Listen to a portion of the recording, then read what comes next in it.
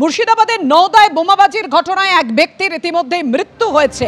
বারবার কেন বোমাবাজির ঘটনা মুর্শিদাবাদে? জমি বিবাদকে কেন্দ্র করে ব্যাপক বোমাবাজি হয়। বোমাবাজিতে ঘটনাস্থলেই মৃত্যু রফিকুল শেখের। ঘটনাস্থলে গেলে পুলিশকে ঘিরে বিক্ষোভ দেখায় গ্রামবাসীরা।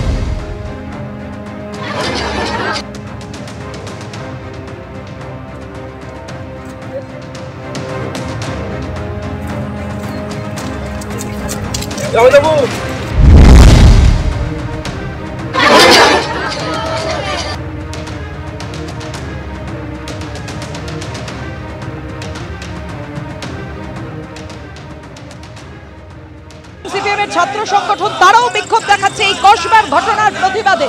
আমাদের সঙ্গে রয়েছে ময়ূক ঠাকুর চক্রবর্তী। ময়ূক,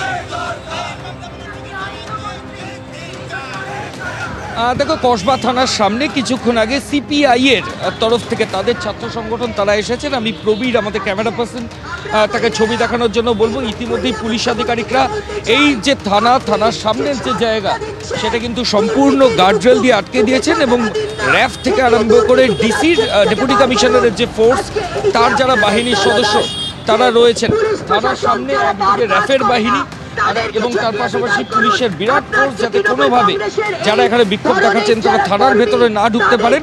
অন্যদিকে প্রায় বেশ কয়েকজন সিপিআই এর তরফ থেকে এসছে, এএসআইএফ পশ্চিমবঙ্গ রাজ্য পরিষদ তাদের তরফ থেকে কিন্তু এখানে বিক্ষোভ কর্মসূচি করা হচ্ছে। তারা এখান থেকে ডেপুটেশন দেবেন।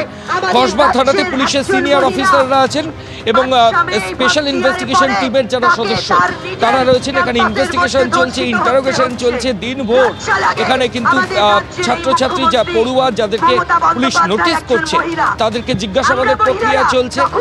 এবং আমরা আগেও যেমনটা বলছিলাম যে 16 জন এরকম আইডেন্টিফাইড ওই সিসিটিভি ফুটেজ দেখে যাদের জিজ্ঞাসাবাদের প্রসেস পুলিশের তরফ থেকে দফায় দফায় করা হচ্ছে। গতকাল পর্যন্ত 6 জনকে করা হয়েছিল, বাকি 10 জনকে জিজ্ঞাসাবাদের প্রক্রিয়া আজ এবং আগামীকাল হবে।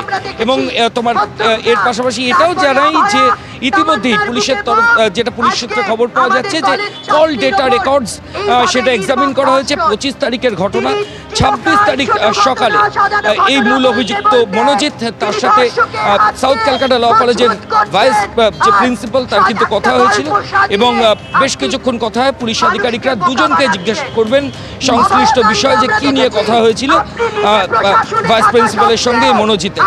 পুলিশ আধিকারিকরা বিভিন্ন সম্ভাবনার কথা বলছেন, সবকিছুই তারা খতিয়ে দেখছেন। আর কিছুক্ষণের মধ্যেই অভিযুক্তদের ফের নিজেদের হেফাজতে পুলিশ পেতে পারে এবং তারপর পরবর্তী তদন্ত প্রক্রিয়া এগোবে। একদম ধন্যবাদ।